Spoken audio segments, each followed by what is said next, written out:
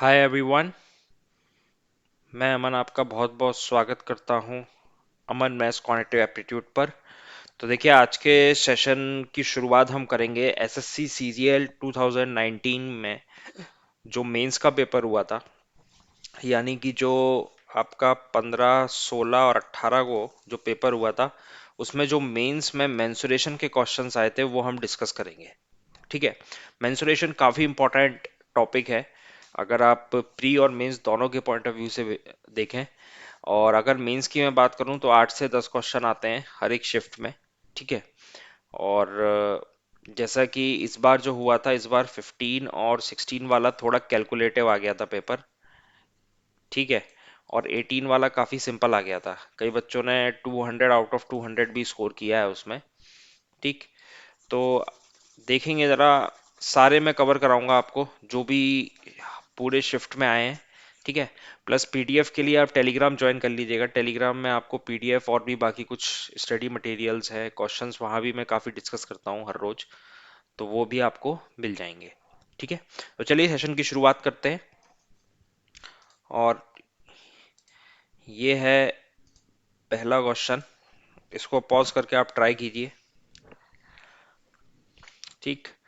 देखिए, क्वेश्चन बोला गया है the area of the three adjacent faces of a cuboid are 3 metre square, 12 metre square, 16 metre square, the capacity of the tank in litre. Okay. अब देखिए, अगर जिसको result है, पहले मैं आपको बता देता हूँ कि रिजल्ट से अगर जिसको रिजल्ट याद है तो वो सीधे बता पाएगा कि कैपेसिटी क्या है आपसे, यानी कि वॉल्यूम पूछी जा रही है।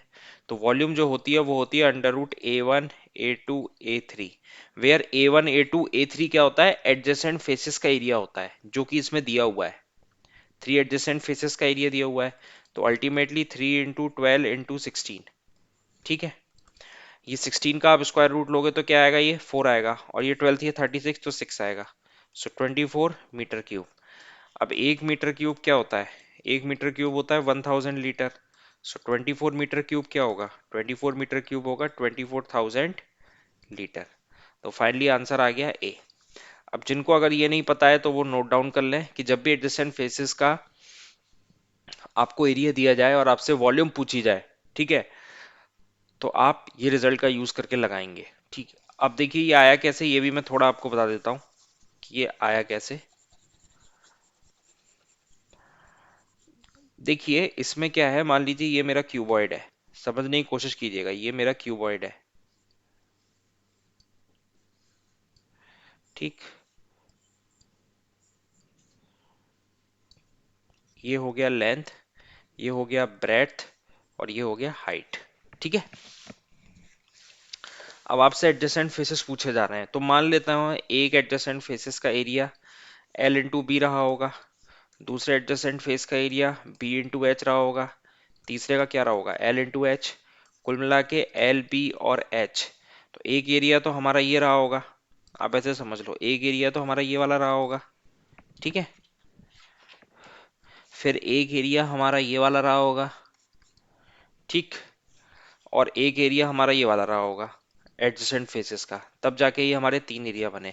अब अगर आप मल्टीप्लाई करते हो A1 A2 A3 को, तो ये क्या हो जाएगा, LBH का होल स्क्वायर हो जाएगा, 2 टाइम्स। और वॉल्यूम क्या होता है क्यूबॉइड का, वॉल्यूम क्या होता है, वॉल्यूम होता है L × B × H। अब आप मेरे को बताओ, अगर इससे आपको L × BH लाना पड़ेगा तो आप क्या लोगे, आप सिंपली क्या लोगे, इसका स्क्वायर रूट ले लोगे। समझ पा रहे हो आप, क्योंकि तभी जाके LBH आ जाएगा, और ये LBH क्या होता है, वॉल्यूम। ठीक है। तो आपको ये समझ में आ गया होगा कि कभी भी अगर ये लिखा हो A1 A2 A3, ठीक है, तो ये कैसे आया, ये मैंने थोड़ा आपको समझाने के लिए डायग्राम बना के बता दिया। ठीक। अगले क्वेश्चन पे चलते हैं। देखिए, अगला क्वेश्चन ट्राई कीजिए। कर्व्ड सरफेस एरिया आपको दिया गया है, हाइट बोला गया है 3 टाइम्स रेडियस का, capacity of the cylinder, capacity का मतलब वॉल्यूम। अब देखिए, इसमें जो आंसर आपको दिया जा रहा है ना, ये आपको दिया जा रहा है पॉइंट डेसिमल में, इसका मतलब आपको कैलकुलेट ही करना पड़ेगा। आप कोई डिजिटल सम या कोई मल्टी, ऐसा भी हो सकता है कि आप मल्टीपल वाला कंसेप्ट लगा लो, 11 का मल्टीपल होना चाहिए उसके थ्रू। तो ये मैं रिकमेंड नहीं करूंगा, क्योंकि हो सकता है एक से ज्यादा ऑप्शन आपके मैच कर जाए अगर आप डिविजिबिलिटी चेक करते हो। ठीक। तो आप इसको सॉल्व कर लो। कर्व्ड सरफेस एरिया क्या होता है सिलेंडर का? 2 पाई आर एच। ठीक है, तो 3696 है। अब हाइट क्या दी गई है? हाइट आपको दी गई है 3 टाइम्स ऑफ रेडियस, इधर लिखा गया ना 3 टाइम्स ऑफ रेडियस। सो 2 × 22/7, ये रेडियस, ये 3 r, ये हो गया 3696। 11 से काटिए, 11 two times, 3 times, 3 times, 6 times, ये आपका 4 होगा। तो 4 कटेगा, 4 8 जा 32, 4 4 जा 16। ठीक। फिर ये आ गया 3 2 जा 380। तो आर स्क्वायर कितना आ गया? आर स्क्वायर आ गया 28 × 7। तो आर स्क्वायर को आप क्या लिख सकते हो? 7 × 4 × 7। तो आर क्या हो गया? 7 × 2। ठीक है। तो फाइनली आपका जो रेडियस आ गया, रेडियस कितना आ गया? 14 सेंटीमीटर। ठीक है। अब आपसे पूछा क्या जा रहा है? कैपेसिटी यानी कि वॉल्यूम। ठीक। तो इसको थोड़ा रब करते हैं ऊपर, देखते हैं। कैपेसिटी, तो वॉल्यूम क्या होता है? वॉल्यूम होता है πr²h, यानी 22/7, 14 × 14। एंड हाइट क्या थी? हाइट 3 टाइम्स थी, तो 14 3 जा क्या हो जाएगा? 42। तो 7 का 6 टाइम। अब देखिए, अब मैं आपको बता रहा हूँ कैलकुलेशन आपको कैसे करना है। कैलकुलेशन पार्ट समझिए कि अब इसमें पूरा कैलकुलेशन का खेल है। ठीक है। और कायदे से इसमें एक चीज और आप देखिए, इसमें एक चीज आप देखिए, क्योंकि ये सारे नंबर्स अपने आप में यूनिक हैं, तो जो डेसिमल वाला पार्ट, डेसिमल जहां जैसे भी लगा हो, वो कोई इफेक्ट नहीं डाल पाएगा। आप बस यही चेक कर लो कि आंसर आपका क्या आ रहा है। मान लीजिए आपका आंसर ये आ रहा है, तो यही होगा। ठीक है ना? कई सारे एस्पिरेंट्स क्या गलती करते हैं, वो क्या करते हैं, वो फिर डेसिमल लगा के पॉइंट तक निकालने की कोशिश करते हैं। आप समझो ना, सारे आंसर अपने आप में यूनिक है, तो आप कोई भी निकालोगे। मान लीजिए आपका 3087 आ गया आंसर, तो इसका मतलब आपका आंसर बी बॉम्बे होगा। ठीक।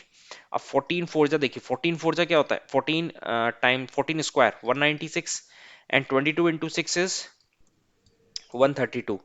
अब आप क्या करोगे इसको सॉल्व करने के लिए? आप 196 को लिखो 200 - 4 × 132। 200 - 4 × 132, उससे क्या होगा? आपकी थोड़ी देखिए कैलकुलेशन फास्ट हो जाएगी। अब आप 2 से मल्टीप्लाई करो।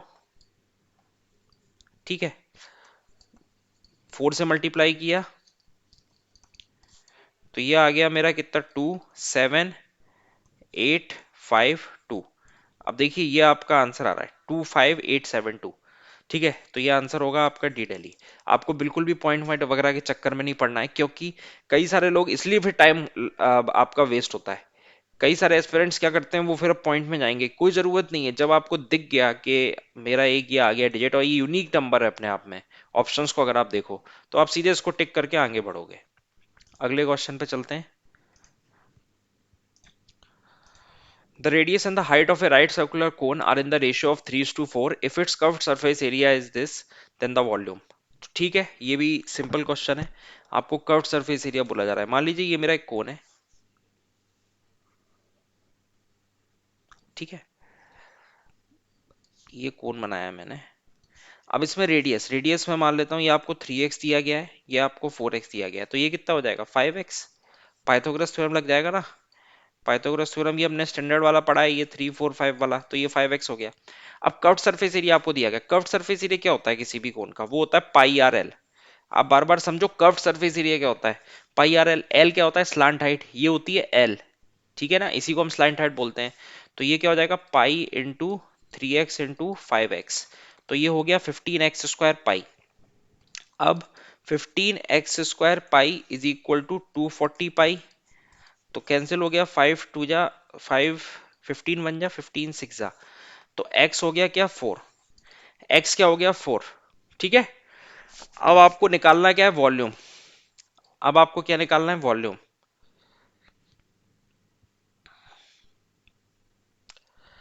वॉल्यूम आप कैसे निकालोगे?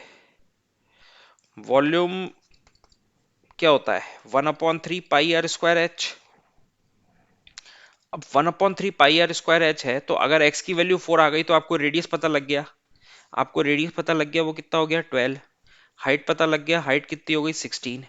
और स्लांट हाइट कितनी हो गई? 20। सिंपल 4 से मल्टीप्लाई कर देंगे, तो ये कितना हो जाएगा? 1/3 पाई जौ का त्यों, क्योंकि पाई सब में दिया हुआ है ऑप्शंस में। ऑप्शंस पे निगाह दौड़ाइए। पाई आर स्क्वायर, आर स्क्वायर कितना हो जाएगा? 144। हाइट कितनी? 16। ठीक है। तो 3 4 जा 12, 3 8 जा। तो अब फाइनली क्या होगा, अब ध्यान दीजिएगा, ये 48 × 16 × पाई है। कई सारे लोग अब क्या करेंगे, इसके बाद वो क्या करेंगे, वो इसको मल्टीप्लाई करने लग जाएंगे। हालांकि इसको मल्टीप्लाई करना भी इतना कोई चैलेंज नहीं है, लेकिन आप खास बात देखो, सारे ऑप्शंस में बहुत ध्यान से समझना आप। यहां पे आपने मल्टीप्लाई किया 8 × 6, 8 × 6 आपका क्या आ रहा है, 8 यूनिट डिजिट, और ये यहाँ पाई तो है ही। तो इसका मतलब मेरे जो आंसर में यूनिट डिजिट क्या होना चाहिए, यूनिट डिजिट होना चाहिए 8। आप मुझे बताओ कि इस ऑप्शन में कौन सा वो नंबर है जिसमें आपका 8 यूनिट डिजिट आ रहा है, वो है ऑप्शन ए। Option A. ठीक है, तो मेरा राइट आंसर क्या होगा, ऑप्शन ए। मैं इसको कैलकुलेट नहीं करूंगा इसके बाद। अब इसमें और चीज आप ध्यान दीजिए, आप ऐसे भी समझ सकते थे। आपसे क्या पूछा जा रहा था, 48 × पाई। ये डिस्कशन देखिए काफी इंपॉर्टेंट है अगर आपको कैलकुलेशन रिड्यूस करना है तो। 48 × 16 है मान लीजिए, आप इसको 50 मानो।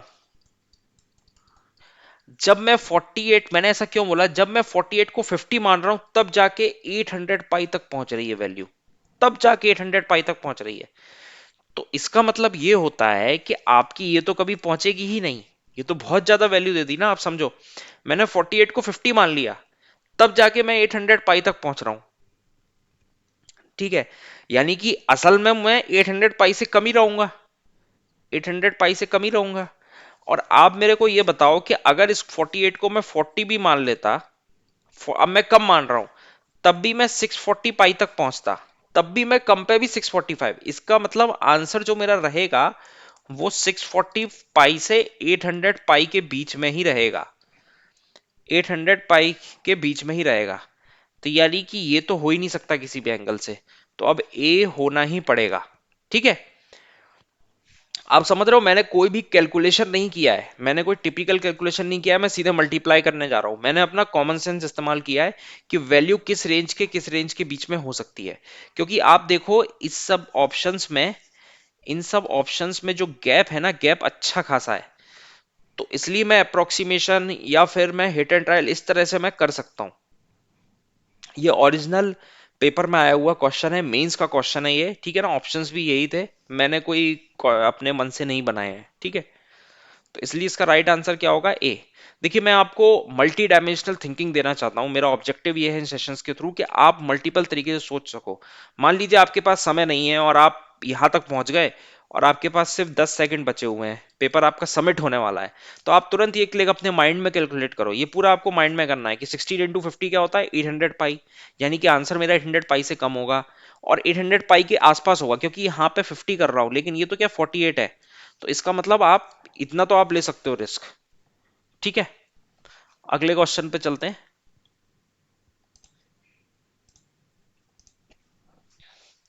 A spherical metallic shell with 6 centimeter external radius weighs इतने ग्राम. What is the thickness of the shell if the density of metal is 10.5 ग्राम पर सेंटीमीटर क्यूब? इसको ट्राई कीजिए पॉज करके।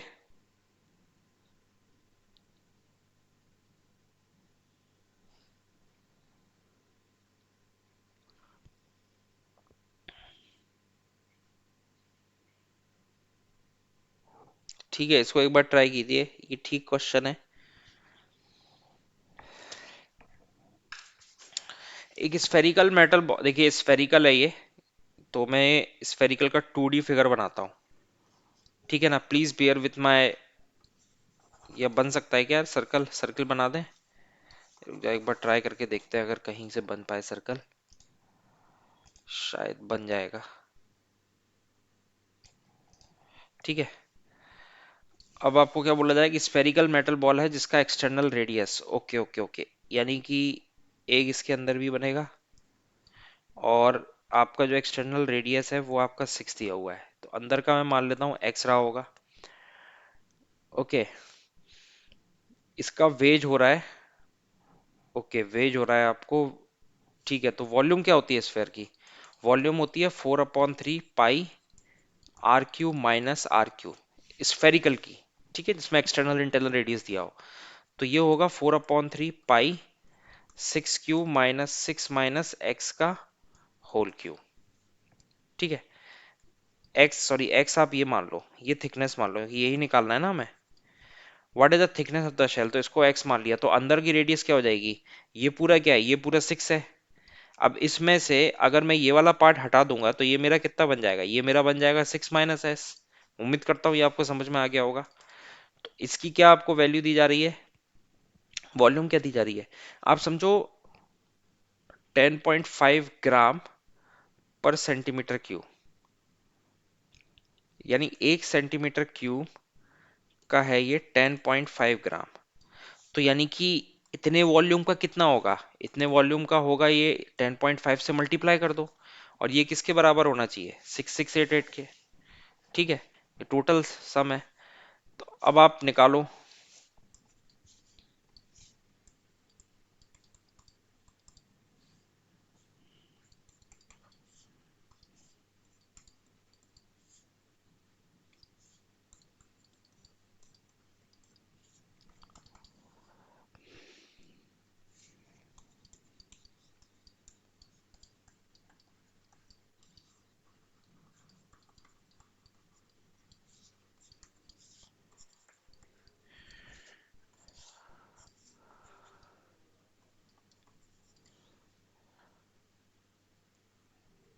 ठीक, तो ये अब आप सॉल्व कर सकते हो सीधे कि ये कितना हो जाएगा। अब ध्यान दीजिएगा इसमें, इसको अगर आप सॉल्व भी नहीं करते हो तो बिना सॉल्व करके भी आंसर आ सकता है। मैं आपको बताता हूँ, आपको ये सॉल्व करने की भी जरूरत नहीं पड़ेगी। 1 मिनट, आपने इतना सॉल्व कर लिया, ये काफी है। ठीक, अब आप वेरीफाई करो। आपको वेरीफाई क्या करना है कि आप यहाँ पे, आपको निकालना तो एक्स ही है, तो आप सबसे सिंपल वाली वैल्यू पुट करके रखो। एक्स की वैल्यू आप 4 रखो, चलो एक्स की वैल्यू ऑप्शन उठा के 4 रखो। आपने 4 रखा, यहाँ पे कितना आ रहा है, ये 44 आ रहा है। मैं दूसरा मार्कर ले लेता हूँ, ये कितना आ रहा है, 44 आ रहा है। ठीक है, ये 216 माइनस, अगर आपने 4 रखा तो 6 - 4 2 8, यानी कि 44 इंटू 208। अब आप चेक करो यूनिट डिजिट, फोकस करो आप यूनिट डिजिट पे, focus will be on unit digit. ठीक है, आपने 4 का मल्टीप्लाई 8 से किया, कितना आ रहा है, 32, 2 यूनिट डिजिट आ रहा है। और जबकि यहाँ आपको यूनिट डिजिट क्या चाहिए, यहाँ पे आपको 8 चाहिए, तो इसका मतलब 4 मेरा आंसर नहीं होगा। अब आप x को रखो 2, 2 आपने रखना है, 44 यहाँ पे आप 2 रखो, तो यहाँ पे क्या हो जाएगा, 216 माइनस 4 का क्यूब 64, 2 5 152, तो ये कितना हो गया, 44 इंटू 152। अब ये क्या आ गया, 4 2 जा 8, 8 था, 8 ही आपको यूनिट डिजिट चाहिए था। ठीक है, 80 आपको यूनिट डिजिट चाहिए था, तो ये आंसर हो सकता है, इट मे बी पॉसिबल। फिर आप 3 रखो, ठीक है 3 रखो, तो आपने 3 देखा तो 216 माइनस 27, 216 माइनस 27, तो यहाँ पे 9 आ गया, यहाँ 9 था और यहाँ पे कितना था 4, तो 6 आ गया यूनिट डिजिट। तो यानी ये भी नहीं हो सकता। ठीक है, ये हो ही नहीं सकता क्योंकि ये अपॉन टाइप के फॉर्म में बन रहा है, ये कटेगा वटेगा नहीं अगर आप इसको सॉल्व करके होगे, देख लेना आप। ठीक है, सो इट मींस कि अगर आपको कोई क्यूबिक टाइप की इक्वेशन भी मिलती है तो आपको सीधे सॉल्व करने नहीं लग जाना एकदम, आपको वेरीफाई करना है ऑप्शन से। आप यूनिट डिजिट का कंसेप्ट लगाइए, आप यूनिट डिजिट चेक कर लीजिए। यहाँ इसलिए मैं लगा पाया क्योंकि सारे ऑप्शन अपने आप में यूनिक है, सारे ऑप्शंस अपने आप में यूनिक हैं। ठीक है, क्योंकि अगर मैं इसको सॉल्व करने जाऊंगा तो सॉल्व तो हो जाएगा ये फिर भी, लेकिन मेरा टाइम काफी किल हो जाएगा। ठीक है,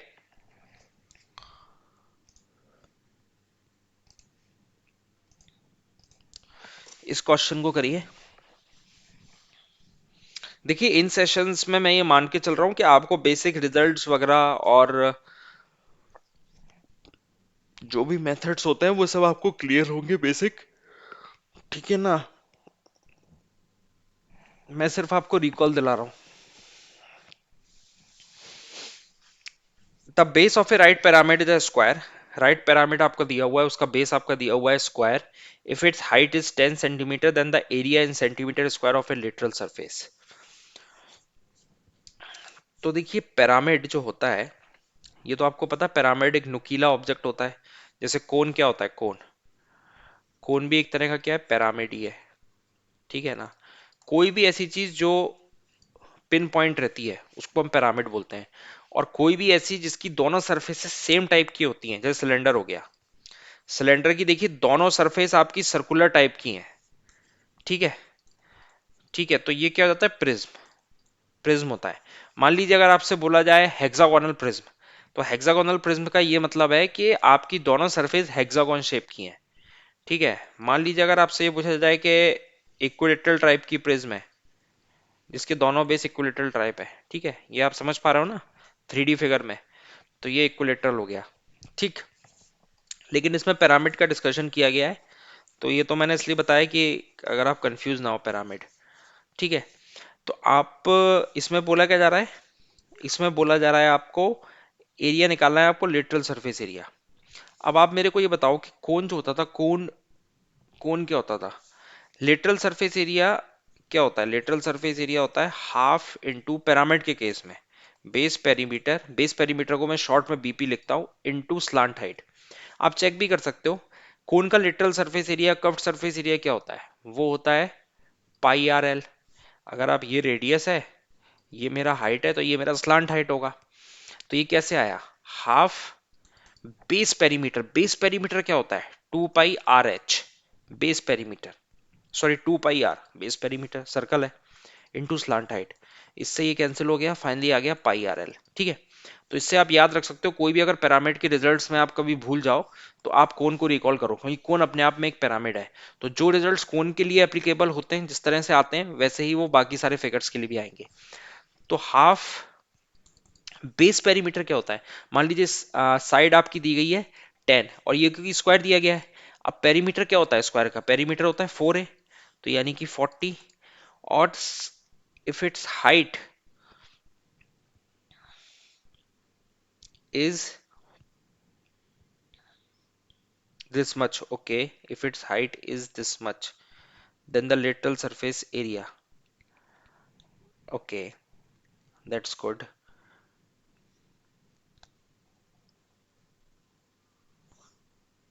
Half into base perimeter into height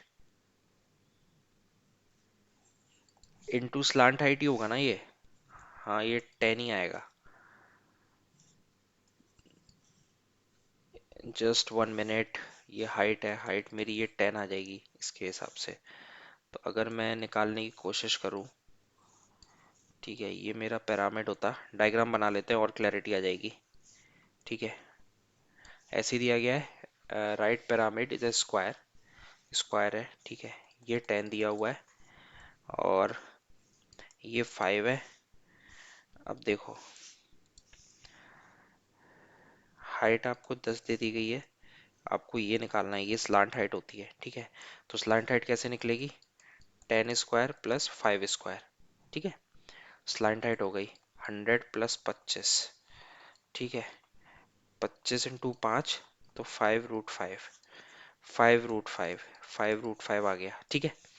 तो ये ऐसे होता है, ये डायग्राम बनता है इसका, ठीक है। बेस आपका स्क्वायर है, और जब मैं पिरामिड पढ़ाऊंगा तब तो मैं काफी डिटेल में बताऊंगा ये, ठीक है। ये आपका 5 आ जाएगा, ये सेंटर है मेरा, ये 10 है पूरा, ये हाइट दी गई है 10। आपको स्लांट हाइट निकालना है, तो स्लांट हाइट क्या होती है, ये होती है, ठीक है, इसी की तरह ही है बिल्कुल। तो आप पाइथागोरस थ्योरम लगा दोगे तो उससे आ जाएगा 5√5, तो आप इसको कट करो 20, दैट इज 100√5। तो आंसर आपका आ गया डी। ठीक है।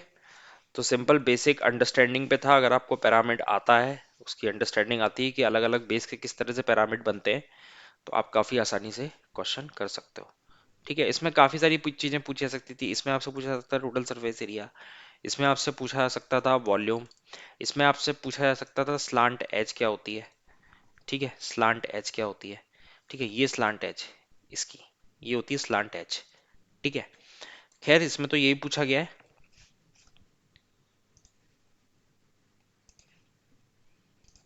अब देखिए आपको प्रिज्म बोला गया, तो आप समझ गए होंगे इस क्वेश्चन में, देखिए इस क्वेश्चन में क्या बोला जाए, प्रिज्म, प्रिज्म आपकी क्या है, हेक्सागोनल, यानी दोनों तरफ आपके हेक्सागोनल फिगर है। तो अब प्रिज्म के लिए अगर आपको रिकॉल करना है, तो आप सिलेंडर को रिकॉल करो, सिलेंडर भी अपने आप में एक प्रिज्म ही है, ठीक है। अब आपसे पूछा क्या जा रहा है वॉल्यूम, वॉल्यूम क्या होता है सिलेंडर का, वॉल्यूम होता है पाई आर स्क्वायर एच, ठीक है। अगर ये रेडियस है, ये हाइट है, ठीक। अब देखिए, वॉल्यूम को मैं ऐसे लिख सकता हूं, पाई आर स्क्वायर को मैं क्या लिख सकता हूं, एरिया ऑफ बेस, शॉर्ट में लिख दिया, into height, area of base into height. तो वॉल्यूम क्या होता है, वॉल्यूम होता है area of base into height, ठीक। अब आपको एरिया ऑफ बेस निकालना है। आपको हेक्सागन, अब बेस क्या है, बेस तो आपका हेक्सागन है, हेक्सागन की आपको साइड दी गई है 5, तो एरिया क्या होता है, एरिया ऑफ हेक्सागन क्या होता है, इधर लिख लीजिए, area of hexagon, area of hexagon जिसकी साइड ए है 6√3/4 ए स्क्वायर, ये होता है area of hexagon, note it down.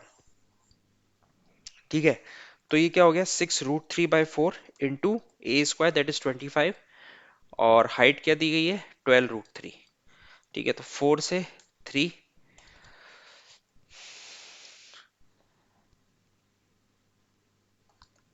150 into 3 that is 450 into 3 that is 1350। ठीक, तो C will be the right answer. Simple standard result पे था। आपको क्या क्या पता होना चाहिए, आपको एक तो ये पता होना चाहिए, ठीक है, अगर आप भूल जाओ तो मैंने तो ये आपको ट्रिक बताई है कि आप कैसे रिकॉल कर सकते हो, और बाकी आपको ये पता होना चाहिए। ठीक है, हेक्सागन क्या होता है, 6√3/4, यानी कि जब सिर्फ 6 इक्विलेटरल ट्रायंगल को आप मिलाते हो तब जाके हेक्सागन बनता है। ठीक,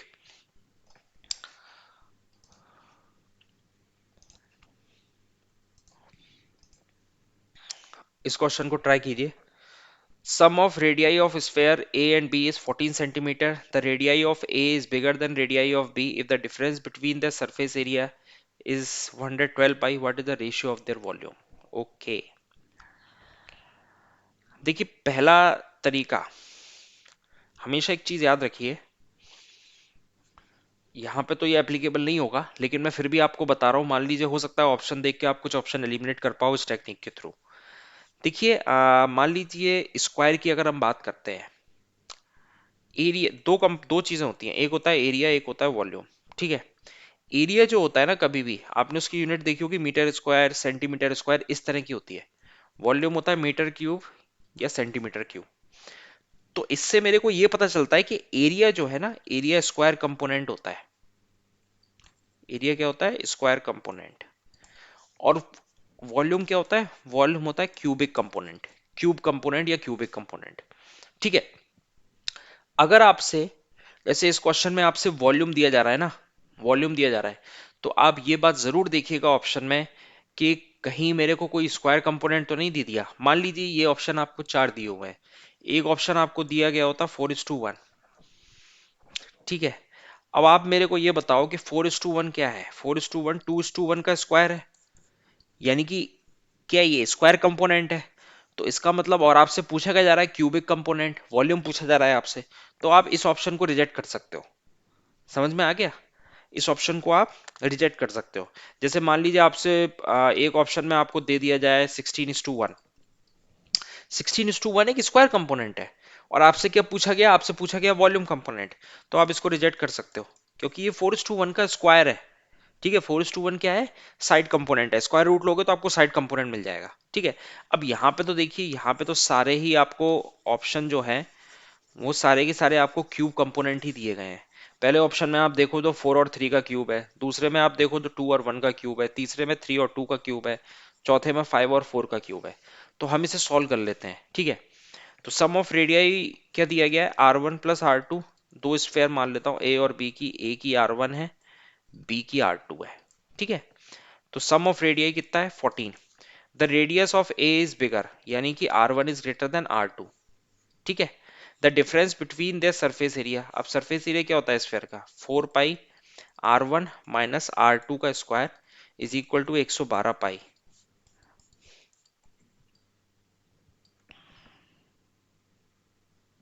ये ऐसे होगा, R1 स्क्वायर R2 स्क्वायर। ठीक है, क्योंकि ये क्या होगा, 4 pi R1 square, 4 pi R2 square equal to 112 pi. तो पाई पाई पाई, R1 square, R2 square, 4 8 32।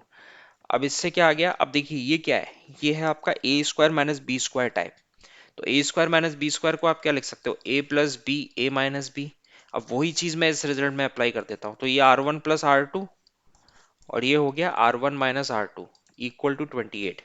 R1 + R2 कितना दिया है 14, ये 14 दिया हुआ है, तो ये 2 टाइम्स कैंसिल आउट हो जाएगा, तो R1 - R2 क्या आ गया 2, R1 - R2 क्या आ गया 2, अब आपको क्या निकालना है, आप रेडियस निकाल लो, क्योंकि अल्टीमेटली अगर आप स्फेयर की वॉल्यूम का फॉर्मूला लिखते हो तो क्या आता है, 4/3 पाई r क्यूब।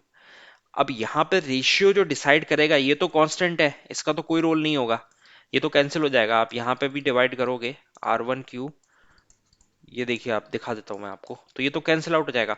तो अल्टीमेटली जो डिसाइडिंग फैक्टर है वो r1 r2 होगा। तो r1 r2 हम निकाल लेते हैं, तो एक बार आप ऐड कीजिए दोनों इक्वेशन को, तो आपको 2r1 मिलेगा 16, यानी r1 आ गया आपका 8।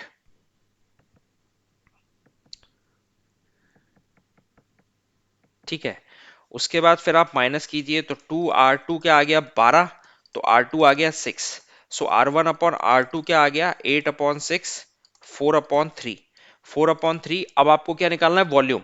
रेडियस कंपोनेंट तो आ गया 4/3, वॉल्यूम कंपोनेंट निकालने के लिए आप क्या करोगे, वॉल्यूम कंपोनेंट निकालने के लिए आप क्यूब कर दोगे। ठीक है, तो 4/3 का अगर आपने क्यूब किया तो ये कितना आ जाएगा, 64/27। तो आपका आंसर आ गया ए। तो देखिए कोई भी चैलेंज नहीं था, बस थोड़ा आपको रिजल्ट पता होना चाहिए, और आपको ये पता होना चाहिए कि एरिया स्क्वायर कंपोनेंट क्या होता है, वॉल्यूम कंपोनेंट क्या होता है। जो मैंने इससे पहले स्टार्टिंग में डिस्कशन किया वो इंपॉर्टेंट था, लेकिन उससे यहाँ पर कोई ऑप्शन एलिमिनेट नहीं हो रहे थे, लेकिन उसको भी आप याद रखिएगा, जिससे कि आपको किसी और क्वेश्चन में काफी हेल्प हो ऑप्शन एलिमिनेट करने में। ठीक है,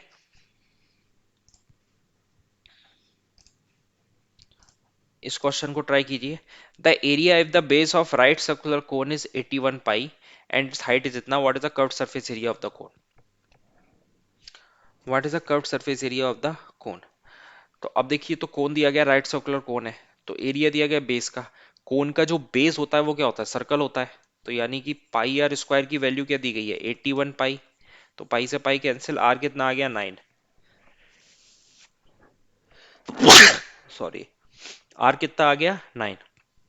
हाइट आपको दी गई है 12। अब आप देखिए कोण बनाइए, या तो अगर आप थोड़ा आपकी कैलकुलेशन ठीक है, आप सोच पा रहे हो, तो मैं समझ गया कि स्लांट हाइट कितनी आएगी। कर्व्ड सरफेस एरिया निकालना है ना आपको। कर्व्ड सरफेस एरिया कोण का क्या होता है, पाई आर एल होता है। तो अगर आपकी थोड़ी बहुत एनालाइजेशन पावर ठीक ठाक है तो स्लांट हाइट 15 आ जाएगी। फिर भी मैं आपको दिखा देता हूँ जिनको नहीं आता समझ में। ये देखिए, ये रेडियस है, रेडियस 9 है, हाइट है 12। अब आपको ये निकालना है, एक तरीका पाइथागोरस थ्योरम लगा लो। ठीक है, दूसरा तरीका क्या है कि आपने ये स्टैंडर्ड ट्राइंगल तो पढ़ा है 3 4 5। अब आप बहुत ध्यान से समझो, यहाँ पे रेडियस 3 गुना हो रही है, 3 से 9 पहुंचने के लिए आपको क्या करना पड़ेगा, 3 टाइम, तो यहाँ पे 9 हो गया। इसमें भी आपको क्या करना पड़ेगा, हाइट 3 टाइम तो 12। तो फिर इसको भी आप क्या करोगे, 3 टाइम, तो ये कितना हो गया 15। ठीक है, तो ये कितना हो गया 15। अब देखिए कर्व्ड सरफेस एरिया क्या होता है। Curved surface area, curved surface area of A cone is pi R L. तो पाई तो वैसे के वैसे ही, क्योंकि ऑप्शन में पाई को छेड़ा नहीं गया है। रेडियस कितनी है, रेडियस 9 है, स्लांट हाइट 15 है, तो आपका ये आ गया 135 पाई। ठीक है, 135 pi is your right answer, so P is your right answer. आसान क्वेश्चन था, डायरेक्ट रिजल्ट बेस। अब देखिए, the radii of two circular cylinder are in the ratio of 3:2, और उनके वॉल्यूम का रेशियो दिया गया है। अब देखिए वॉल्यूम का रेशियो आपको दिया गया है, what is the ratio of their height. अब सिलेंडर की बात की जा रही है, वॉल्यूम क्या होता है सिलेंडर का, पाई आर स्क्वायर एच। यानी ये वाला कंपोनेंट तो कोई इफेक्ट नहीं डालेगा, कांस्टेंट है। मेन तो आर स्क्वायर एच में है, तो V1/V2 is equal to R1 square square into H1/H2, क्योंकि रेशियो निकालना है मेरे को दोनों का, रेशियो ऑफ देयर हाइट निकालना ना H1/H2। अब V1/V2 क्या है, रेशियो ऑफ देयर वॉल्यूम, वो क्या है 27/16। रेडियस स्क्वायर रेशियो ये निकालना है, तो 9/4।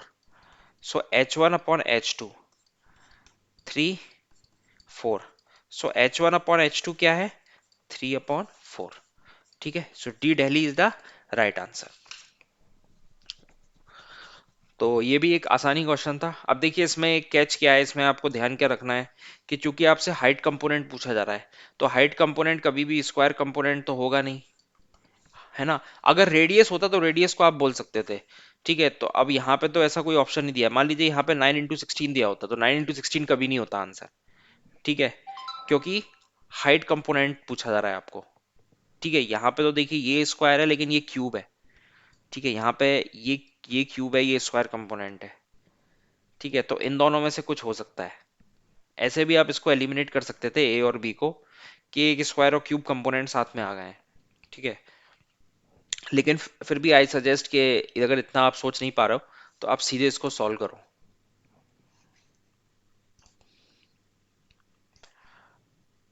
तो लास्ट क्वेश्चन आज की क्लास का,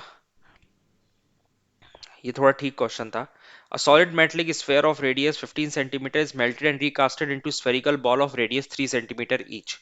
यानी कि एक मेटलिक स्फेयर है 15 सेंटीमीटर रेडियस का, उसको पिघलाकर स्फेरिकल बॉल बनाई जा रही है छोटी छोटी, जिसकी रेडियस है 3 centimetre. What is the ratio of surface area of original sphere, यानी कि ओरिजिनल स्फेयर का, ओरिजिनल मेटलिक स्फेयर जिसकी रेडियस 15 सेंटीमीटर थी, उसका surface area to the sum of surface area of the balls, यानी कि सारी जितनी भी बॉल्स बनेंगी उन सब का सरफेस एरिया, उन दोनों का रेशियो निकालना है। ठीक है, अब देखिए सरफेस एरिया आप पहले ये निकालिए कितनी बॉल्स बन पाएंगी। तो 4/3 पाई आर क्यूब, रिकास्ट किया है इसको स्फेरिकल बॉल में, तो मान लीजिए एन कोई स्फेरिकल बॉल बनती, सॉरी थ्री थ्री क्यू। ठीक है, तो ये तो कैंसिल हो जाएगा। अब आपका क्या बचेगा, 225 × 15, सिंपली आपको सॉल्व कर देना है, और ये आ गया 27। तो आपकी क्या 125 स्फेरिकल बॉल बन जाएंगी। ठीक, अब original sphere total surface area क्या होता है स्फेयर का, वो होता है 4 पाई आर स्क्वायर। अब 4 पाई आर स्क्वायर है और ओरिजिनल स्फेयर का रेडियस कितना है 15, तो 4 pi 15 square to the sum of surface area of balls. अब देखिए कितनी बॉल्स बनी 125, तो एक का कितना एरिया होगा, एक का एरिया होगा इतना 4 पाई आर स्क्वायर, 125 बॉल का कितना होगा इतना। ठीक है, तो 4 पाई से 4 पाई कैंसिल हो गया, यहाँ पे ये क्या आ जाएगा, ये 225 आ जाएगा। तो इसको यहाँ सॉल्व कर लेते हैं, 15 का स्क्वायर 225, 125 × 9। ठीक है, तो 25 9 टाइम्स, 25 5 टाइम्स, 9 से 9 कैंसिल हुआ, फाइनली कितना आ गया 1:5। ठीक, तो कंसेप्ट वही था कि पहले आप ये निकालिए कि कितनी बॉल्स बन सकती हैं उस बड़े मेटलिक स्फेयर से, फिर जितना टोटल सरफेस एरिया का आपसे पूछा जा रहा है, तो ओरिजिनल का तो आप निकाल लोगे, नीचे वाला किस बात पर डिपेंड करेगा कितनी स्फेरिकल बॉल बनी। तो यहाँ पे कितनी बनी 125, तो एक का कितना होता है 4 पाई 3 स्क्वायर, तो 125 बॉलों का कितना होगा, मल्टीप्लाई कर दो, तो फाइनली आंसर कितना आ गया 1:5। सो देखिए, उम्मीद करता हूँ कि आज के सेशन में आपने काफ़ी कुछ सीखा होगा, और स्पेशली जो हम कैलकुलेशंस टेक्निक्स बीच बीच में हम यूज़ कर रहे थे क्वेश्चंस के, उस पर आप वर्क करोगे। ठीक है, उसको आप प्रैक्टिस लाइए अगर आपको उसमें प्रोफिशिएंसी हासिल करना है, और आपको मेन एग्जाम में अपना समय बचाना है, कम से कम समय में आपको कैलकुलेशन करके निकल जाना है smartly, then you practice it what we have discuss.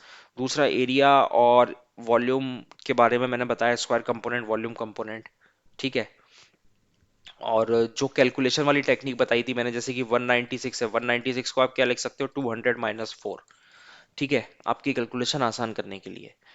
ठीक, और बाकी एक कंसेप्ट होता है कंसेप्ट ऑफ डिजिटल सम, उस पर मैं कभी, वो भी इंपॉर्टेंट है थोड़ा, तो उसमें भी मैं कभी क्लास एक आध सेशन लेके उसे कंप्लीट करा दूंगा डिजिटल सम, उसमें भी थोड़ी हेल्प हो जाती है। ठीक है, तो लेकिन वही चीज़ है, जितना समझ में आए कि आपको बेसिक कंसेप्ट क्लियर होना चाहिए, मतलब कोन कैसा होता है, पिरामिड कैसा होता है, प्रिज्म क्या होता है।